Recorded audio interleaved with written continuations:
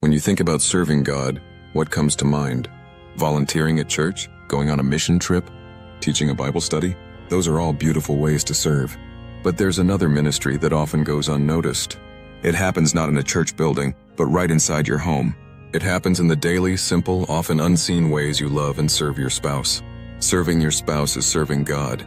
Let's break down why, and why this truth can completely transform your marriage.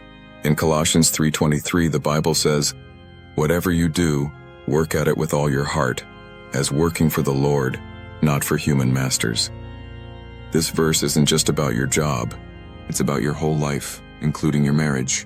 When you serve your spouse with love, patience, and humility, you are offering that act of service to God Himself. Imagine that every meal you make, every load of laundry you fold, every late-night conversation where you choose patience over frustration, every time you choose to meet a need when you're tired, God sees it. God receives it, and God is honored by it. Serving your spouse becomes worship when your heart says, "Lord, I'm doing this for you. I'm loving the one you gave me. I'm reflecting your love, even in the small things." Marriage is not just a contract between two people. It's a covenant with God. It's a living testimony of how Christ loves the church. In Ephesians 5:25, Paul commands, "Husbands, love your wives, just as Christ loved the church and gave Himself up for her." That's the model. Sacrificial, patient, forgiving love. Serving your spouse is not about getting something back. It's not about keeping score. It's not about being thanked or noticed. It's about imitating Christ, who served even when it cost Him everything. When you pick up your spouse's burdens, you are picking up a cross and following Christ. When you lay down your pride to listen, help, or forgive, you are laying down your life in love, exactly as Jesus modeled for us. And this is where the real spiritual growth happens. Serving your spouse stretches you. It humbles you. It teaches you to love unconditionally, just as Christ loves you. Every act of service done with a pure heart is a sacred offering. It may not feel spectacular. It may not always feel noticed.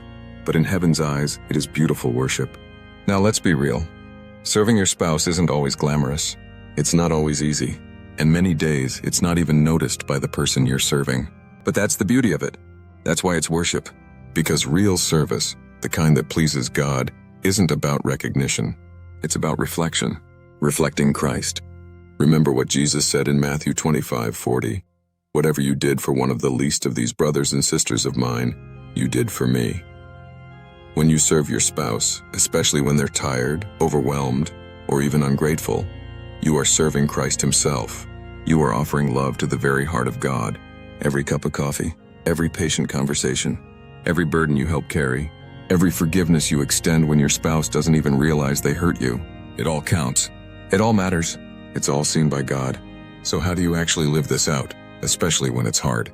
First, remember your true audience. You're not serving your spouse for them, even though they benefit. You're serving for God. Your audience is heaven. When you fold the laundry again without being thanked, whisper in your heart, "Lord, this is for you." When you stay calm in an argument and choose grace, pray silently, "Jesus, help me reflect your love right now."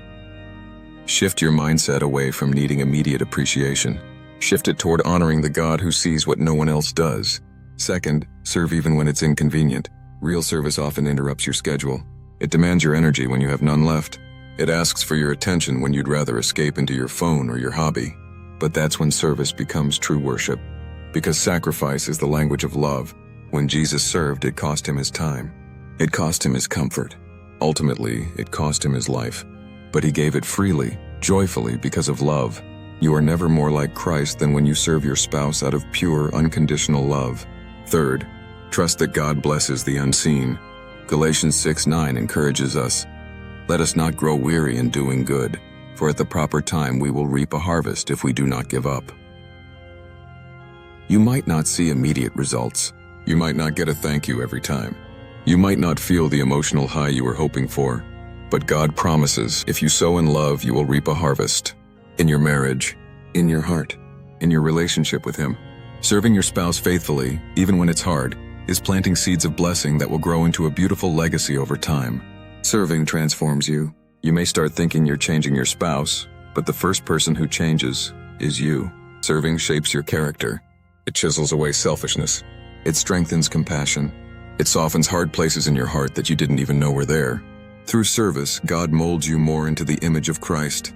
And as He changes you, He also uses you to bless and heal your spouse in ways you can't even see yet. And here's the beautiful part. When both spouses begin to live this way, both seeing service not as a burden, but as worship, something incredible happens. Marriage stops feeling like a constant tug of war. It stops being about who's giving more or who's getting their way. It becomes a partnership of grace, a union where each person looks more like Jesus to the other every day. Imagine waking up every morning in a marriage where both of you think, how can I love better today? How can I serve more today?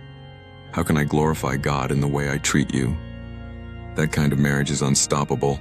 That kind of marriage shines like a lighthouse to a dark, hurting world. That kind of marriage worships God daily, not just on Sundays, but in the laundry rooms, the kitchens, the whispered apologies, the handheld prayers before bed. So today, start right where you are. You don't have to do something big. You don't have to fix everything overnight. Just look for the next small opportunity to serve your spouse with joy. Not out of duty, but out of love for Christ. Offer a helping hand. Speak words of life when you're tempted to criticize. Forgive without waiting for an apology. Pray over them, silently or aloud. Show up in the little things again and again. Because when you serve your spouse, you serve the heart of God. When you love them sacrificially, you are worshiping the one who loves you most. And when you build your marriage on a foundation of worship, you invite God's presence into your home like never before. Serving your spouse is not just something you have to do, it's something you get to do. It's a holy privilege. It's an act of eternal significance. Your marriage can be more than just a good relationship. It can be a daily altar where you offer love to God Himself, one act of service at a time.